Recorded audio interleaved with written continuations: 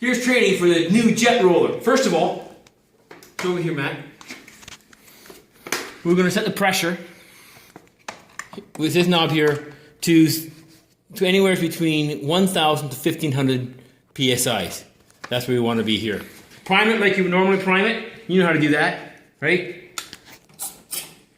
I'm going to start over and turn on. Prime it up. Once it's primed, set it to, as I said, anywhere between 12 to 13. There's 1,200. Okay? And then because of the hose, you've got to think how you're going to do the room. You don't want the hose hitting into your wet paint. So I'm most comfortable right-handed. So this is the way I go around the room. So I'm going to go around the room this way. Or that way my back is never to wet paint. So here, what we're going to have to do here is once this is attached, I'll show you how you can attach. It's really simple, really easy. All right? Okay, it comes like this. You want to set this up. I have it set right now so it's as far away from the tip as you can. Lift that up, drop that, lock it in place. And then what you're going to always want to make sure that the tip is below the roller. So you're going to blow it onto the wall and then roll it out.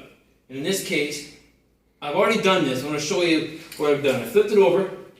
So if you see, look down the rod, you can see how this is going below the roller, right?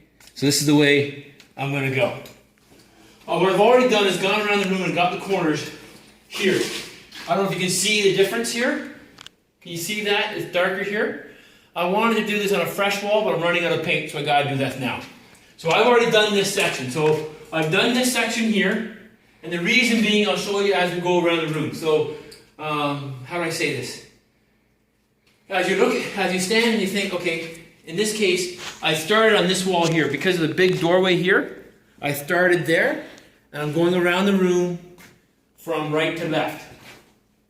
All right? But now I'm going this way, I'm going to come in here, and now I got to flip this over, and it's a little awkward. All right? So I flip over, and I do all the corners here, where my back is right up against the wall, in preparation for going around the room, as I said. So this corner is done, that corner is done, this wall is already done over here. But I did this corner here, and this corner in the same manner. Now, I adjust my roller again, because I always want the non-cage side against the wall. That's why I did these corners first. So I have, see, this is the cage side, right? So the non-cage side is against the wall. Little flat. So now I flipped it over. I've already done over to here. It's set up right. If you come over here, Matt, you really kind of, if you watch the spray come down, you want the spray going the length of the roller. You do not want it to exceed the roller. You want it to be within the roller, perfectly from tip to tip. And you'll find that this angle here is where you will see that. Also note that the tip, how it's angled, right? The cage is going up and down. You do not want it like this, because it's going to be spraying this way. All right? You want it, it'll be spraying this way actually. So the tip is like that. All right? Now let's see. And I'm going to, from the top, it doesn't matter really where I start. I can start spraying right here because the roller is protecting the ceiling, but I'm not at the right angle. All right? And I'm going to stop and I come to the bottom of the wall or near receptacles. I can stop spraying about a foot away.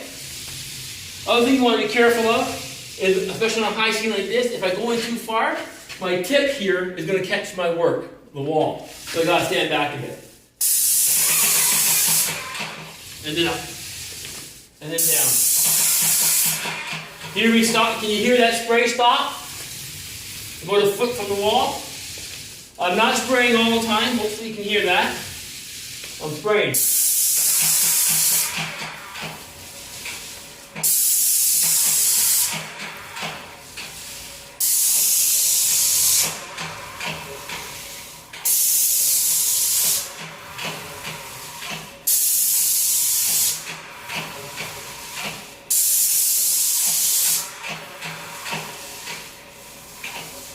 then I'm going to back roll. Obviously, without spray. Just to make sure I don't have any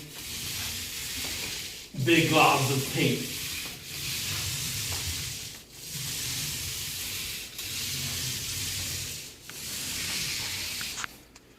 All right. I'll come back here. Let's go down this corner here. I also want you to note, in this section, this is where I'm going to end. In this corner is where I'm going to end. And so, when I come to here, I want this is a bigger swath in preparation for this corner. As you can see here, this is here, a small roller swath. This is probably 3 rollers length. And the reason being, let's see if I want to. Oh, good. Let's, I got that wall. See, I'm going to finish there. I don't want to do that. I can do this here. Okay, let's finish it. I'll finish this wall here.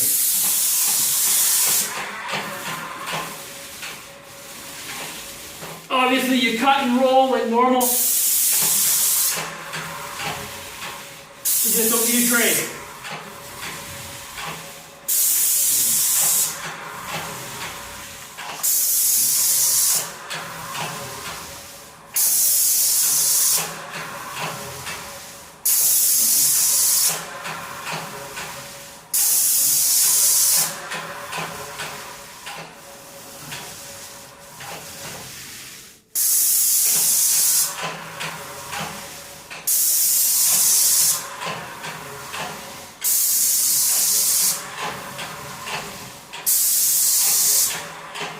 See where I stopped a good foot away from this receptacle?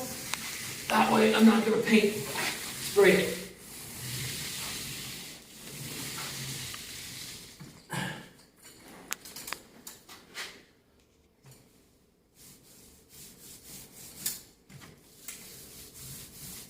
I'm going to show you this too. One of the things I noticed is that this will spin. See how it spins right here? Alright? But the more it spins, it'll loosen up and start leaking out here. So you want to make sure it's tight.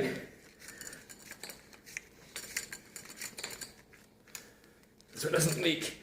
That's why I don't try to spin it very much. And then I can come into this corner. This side's wet, but this is how I work. Going right, I got it. So the wet side is in front of me. It also keeps the hose away from the wet wall. And I find that's the biggest problem.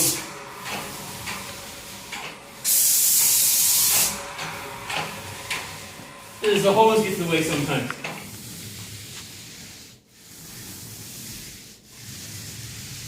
And the other thing I find is if and when I move this back and forth, and I go to start sealing again, always have to stop and make sure that this is in the bottom. If it's at the top, you're going to spray the ceiling, and you don't want to do that. I think that pretty much does it, Matt. You can shut it down.